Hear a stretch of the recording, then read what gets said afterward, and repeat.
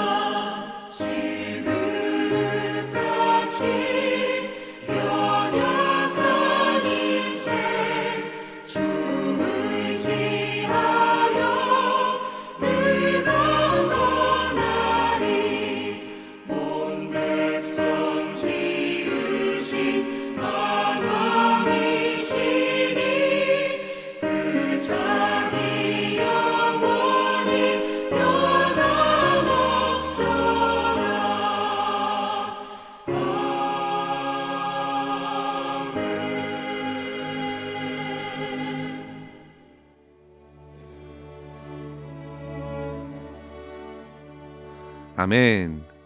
오늘 함께 나눌 말씀은 욥기 26장 1절에서 14절까지의 말씀입니다. 욥이 대답하여 이르되 내가 힘없는 자를 참 잘도 도와주는구나. 기력 없는 팔을 참 잘도 구원하여 주는구나. 지혜 없는 자를 참 잘도 가르치는구나.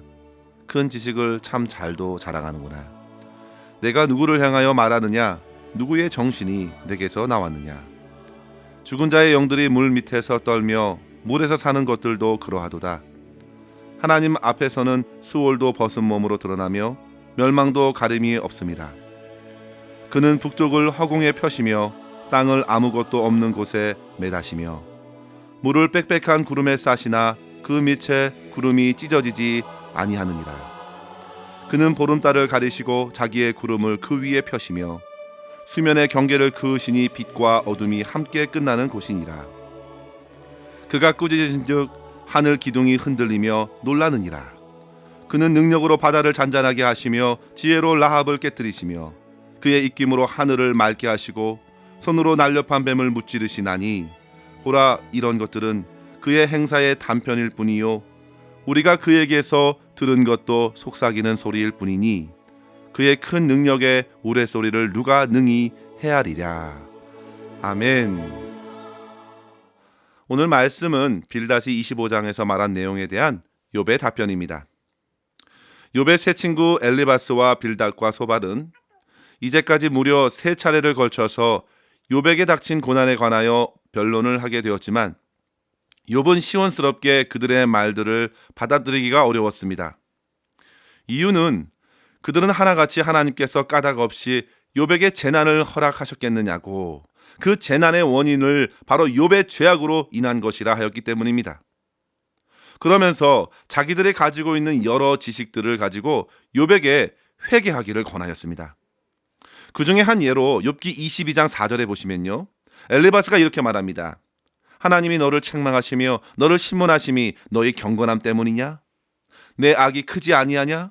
내 죄악의 끝이 없느니라. 이렇게 말하면서 욥에게 어려움이 갑자기 엄습하였고 어둠에 쌓여 도저히 앞을 볼 수 없다고 했습니다. 그렇기 때문에 22장 21절 이하에서는 회개하여 하나님과 화목하고 평안을 누리라. 그리하면 복이 임할 것이고 하나님의 말씀을 내 마음에 두고 하나님께로 돌아가면 하나님께서 건져주실 것이라 권했습니다. 정말 가만히 듣다 보면 옳은 말만 하는 것 같습니다. 그러나 성도 여러분, 생각해 보시면요, 욥의 태도에 따라서 하나님께서는 그 행위를 달리 하실 것이라 하는 것은 욥이 그동안 범죄하여서 벌을 받는 것이고 이후 욥이 회개하면 하나님께서 재앙을 거두실 것이라는 극히 인과응보적 입장에서 한 발짝도 움직이지 않은 것입니다. 그러나 성도 여러분, 그의 말이 옳은 말씀이라 하더라도 모든 것이 이와 같이 흘러갈 수 없습니다. 인간의 행동으로 하나님이 결코 좌우되지 않으십니다. 야고보서 1장 17절에 보시면요, 하나님은 회전하는 그림자도 없으시다 하였습니다. 그분의 뜻은 변함이 없습니다. 그렇기 때문에 욥에게 그의 말은 크게 도움이 되지 않았습니다. 그런 신앙적 기본 지식은 이미 욥도 알고 있었을 뿐만 아니라 욥은 하나님과의 관계가 결코 나쁘지 않았었다고 생각하기 때문이죠. 욥은 23장 12절에 보시면 이렇게 고백합니다. 내가 그의 입술의 명령을 어기지 아니하고 정한 음식보다 그의 입의 말씀을 귀히 여겼도다. 그는 뜻이 일정하시니 누가 능히 돌이키랴. 그의 마음에 하고자 하시는 것이면 그것을 행하시나니. 이러한 욥의 고백이 오히려 더욱 나아 보입니다. 이러한 믿음을 갖고 욥은 하나님께서 정하신 뜻을 이루시기를 기대하면서 자기의 마음을 스스로 다잡았습니다. 성도 여러분, 이처럼 친구의 말과 욥의 말이 평행선을 달리고 있는 상황에서 여러분들은 어떤 말을 할 수 있겠습니까? 결국 친구들 가운데 빌닷이 마지막으로 어제 본문을 통해서 하나님의 높으신 주권과 위엄을 어찌 벌레 같은 인생이 헤아릴 수 있느냐고 인간의 한계를 한정하며 말해주므로 더 이상 새 친구들은 말하지 않는데요. 이때 빌닷의 마지막 말에 여전히 아무 유익을 얻지 못하고 욥은 오히려 그의 말을 풍자하면서 대답한 것입니다. 2절 말씀을 보십시오. 내가 힘없는 자를 참 잘도 도와주는구나. 기력 없는 팔을 참 잘도 구원하여 주는구나. 3절에는요. 지혜 없는 자를 참 잘도 가르치는구나. 큰 지식을 참 잘도 자랑하는구나. 4절에 보시면요. 누구를 향하여 하는 말이냐? 누구의 정신이 내게서 나왔느냐? 사실 빌닷의 지혜 없음을 탓하는 것입니다. 그러면서 욥은 5절 이하에서 빌닷과는 한층 깊은 지혜로서 하나님의 창조세계에 드러난 하나님의 섭리를 전해줍니다. 이러한 하나님의 창조세계를 보면서 고백하는 욥의 고백을 통해서 우리는 두 가지의 신앙적 교훈을 생각하고 이 아침에 도전을 얻기를 원합니다. 첫 번째로 성도 여러분, 하나님의 창조세계에 드러난 광대하심 앞에 겸손히 하나님을 찬양하십시오. 빌닷은 앞서 25장에서 욥을 높은 곳에서 위엄과 주권을 나타내시는 하나님께는 한낱 구더기와 벌레 같은 존재로 취급하여 말했지만, 그러나 욥은 그의 지혜를 오히려 비꼬면서 오히려 대자연 앞에 서서 하나님을 고백하고 있는 것입니다. 이것이 빌닷과 다른 점입니다.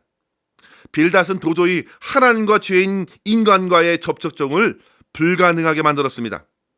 그러나 욥을 보십시오. 사실 욥은 하나님의 관계 안에 있었습니다. 빌닷이 단편적인 지식으로 하나님 앞에 벌레와 같다 했지만 욥은 아무리 벌레 같은 존재라도 하나님을 알고 경험하는 지식으로 하나님을 고백하는 것입니다. 보십시오. 5절에 보시면요.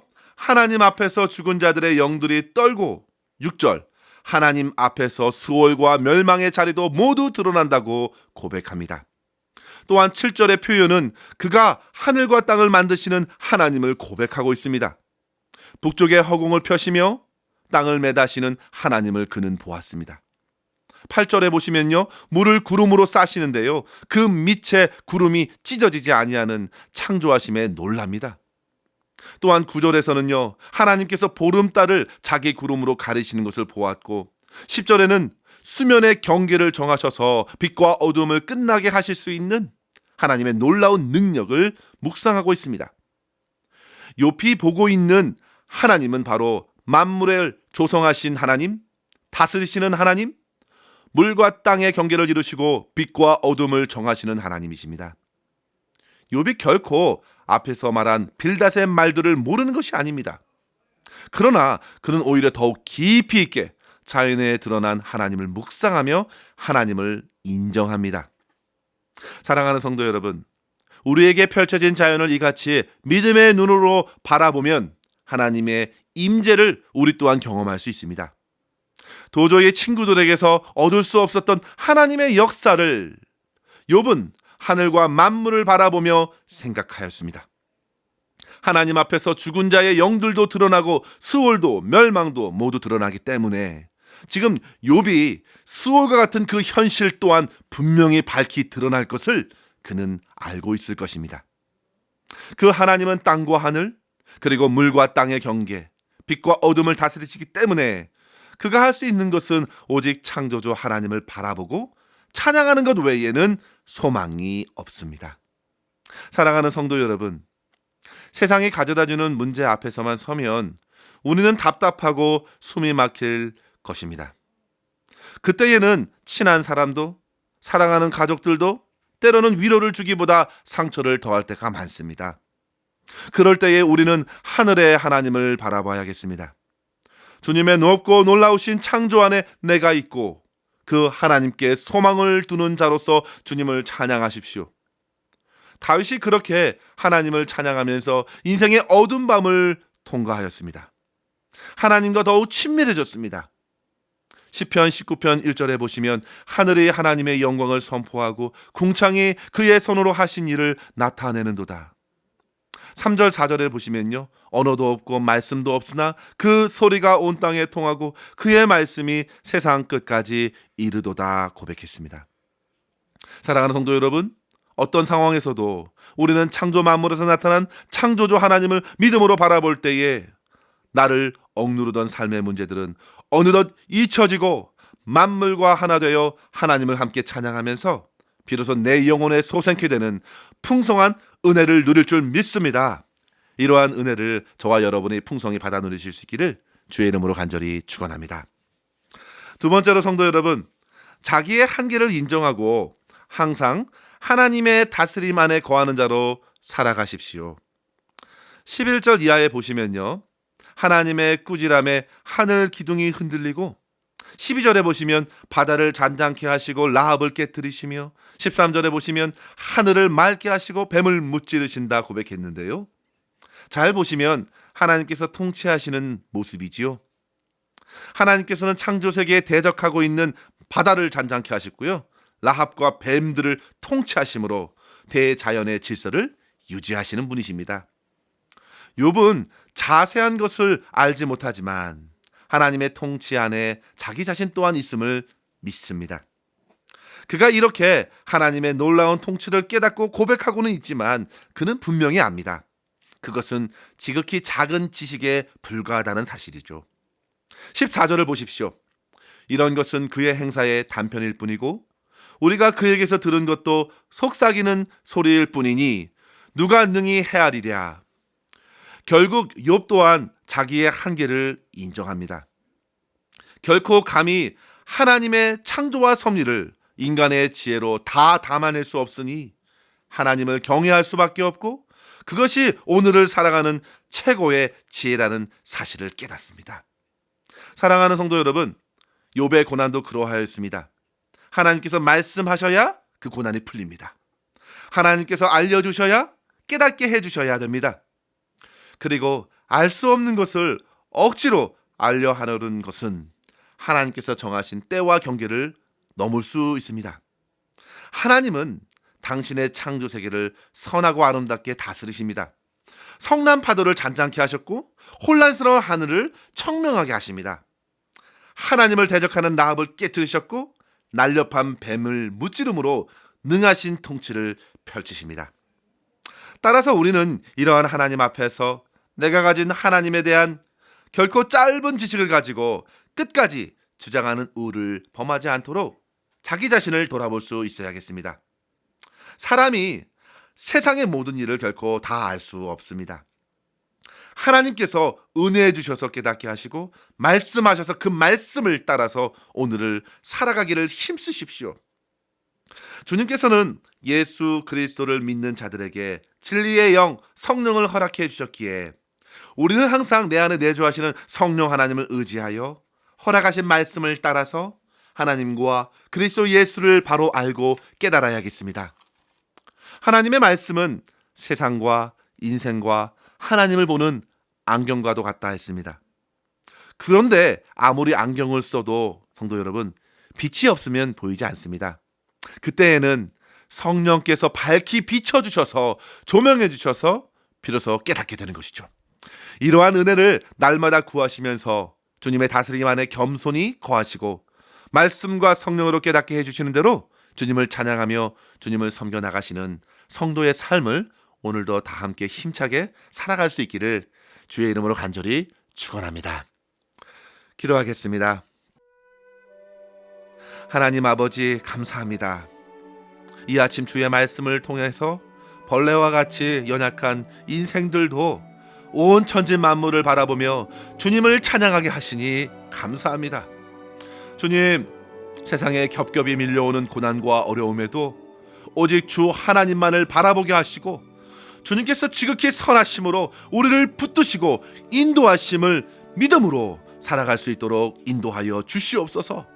아버지 하나님, 주께서 공의와 사랑으로 온 세상을 다스리심을 신뢰하게 하시며 연약한 저희의 심령을 붙들어 주시사 항상 겸손하게 주님을 섬기고 주님을 예배하는 삶을 살게 하시며 말씀과 성령을 통해 더욱 깊이 주님을 알아가고 주님을 닮아가는 저희 모두가 되게 하여 주시옵소서. 오늘도 모든 것 우리 주님의 손에 의탁하옵고 우리 구주 예수님의 이름으로 간절히 기도하옵나이다. 아멘. 사랑하는 성도 여러분, 오늘도 주 안에서 평안하시고 승리하시기를 바랍니다. 감사합니다.